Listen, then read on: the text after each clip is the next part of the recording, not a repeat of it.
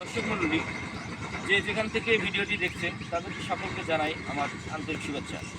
আপনারা লতি কচু বাড়ি এক, এই যে দেখুন কত বড় বড় লতি হয়েছে, একটি গাছে কত বড় বড় লতি হয়েছে এবং কয়টা লতি এই দেখুন।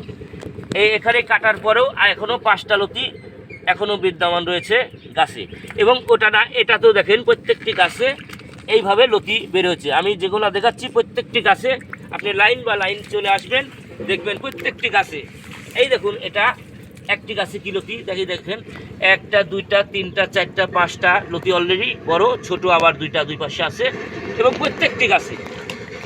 এটা হলো লতিরাজ কচু বাড়ি এক। এই কচুটা লতি শুধু লতি দিবে, লতি একটি গাছে 4টা 5টা করে লতি হবে।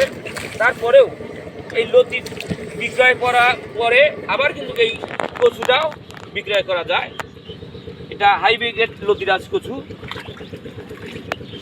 পরিশেষে একটি কথা, যদি আমার এই চাষটা আপনার কাছে ভালো লেগে থাকে তাহলে অবশ্যই একটি লাইক শেয়ার করবেন, কমেন্ট করবেন, সাবস্ক্রাইব করবেন, এইটুকু প্রত্যাশা।